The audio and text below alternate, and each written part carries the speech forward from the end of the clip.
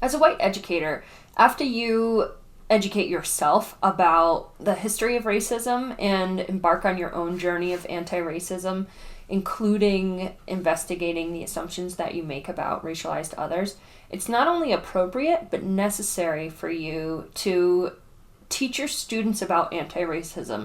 Especially in the literacy classroom, this can look like incorporating the stories of racialized others, including the histories of racism, and helping students to look in the mirror, just like you've done, to look at the ways that race presents in their own lives.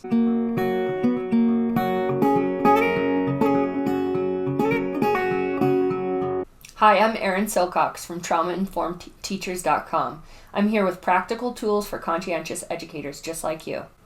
As an educator, you have very likely embarked on a journey toward anti-racism.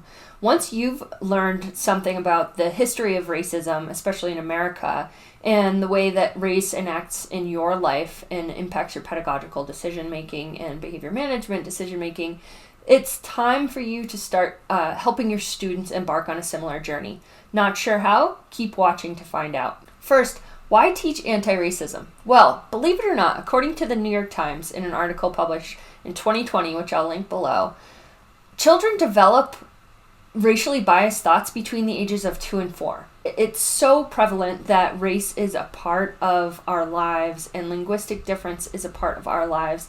And so it's imperative that we need to teach anti-racism. I have a book for my daughter called Anti-Racist Baby by Ibram X. Kendi, and it's illustrated by Ashley Lukashevsky. And the very first page of this book states, "Anti-racist baby is bred, not born. Anti-racist baby is raised to make society transform." It emphasizes the reality that we have to teach anti-racism, otherwise the implicit biases that are everywhere in our society, including media representations, including what we see on the news, and including in our everyday interactions, are going to seep into the minds of our children unquestioned. One of the most relevant of the 9 tenets of anti-racist babies in the book, Anti-Racist Baby, is that's relevant to the anti-racist work that you need to do with students in your classroom is number 2. It says, use your words to talk about race.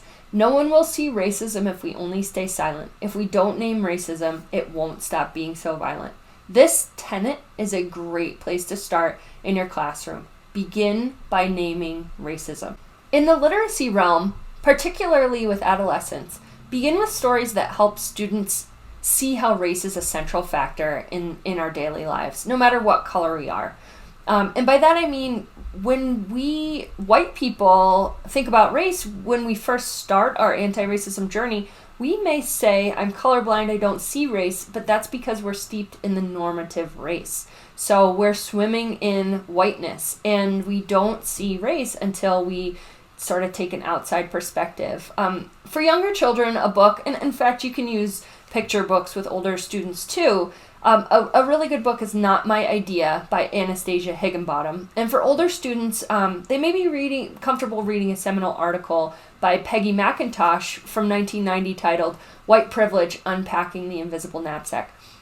And both of these will show students that whiteness is a thing and it impacts our lives, whether we believe it or not, or whether we see it or not. So just like I recommend for teachers in a previous video, after you read the stories with students that help white students see whiteness and help maybe students of color understand what it's like to be white in a racialized world, I would recommend assigning all students a self-study. So for a self-study, students should attend to every time that they make an assumption about another person, whether they are linguistically othered, racially othered, or even the same. They can start by developing a list of incidents of when they've made assumptions. In class, you can support them in writing through the root of that assumption all the way to its possible consequences. You can then do work with students to develop alternatives to these assumptions and solutions.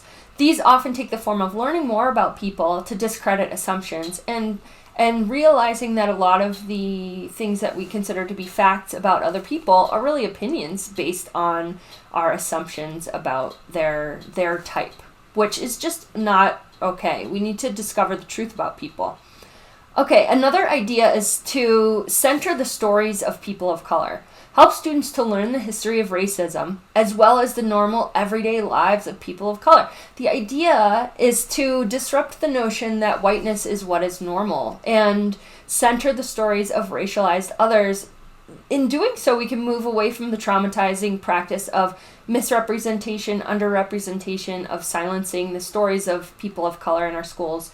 And students need to learn that there is a socio-political history of racism, particularly in the ways that it is enacted in our law. To truly grasp how contrived, pervasive, and deliberate racism is, a great book for this endeavor, particularly for adolescents, is called Stamped: Racism, Antiracism, and You by Jason Reynolds and Ibram X. Kendi.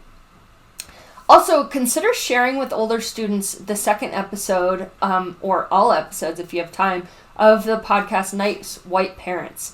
After this history lesson, these students need to have their assumptions disproven with normalized stories and representations of people in color in your classroom. Center stories of people of color, and also just contributions and ways that people of color, BIPOCs, live in this world and have a different approach to life that is seen as a deficit when we are comparing it to the normalized, normative white experience. So after the self-study, after this deliberate instruction in history of racism, and after starting to incorporate and center the stories of BIPOCs in your classroom, do a thought exercise with students. Have them compare their previous understandings of race and how it enacts in their world with a new understanding. Who is responsible for racism? Who is racist, or who is, when are scenarios racialized, and how does that impact people? And finally, how can students act in anti-racist ways?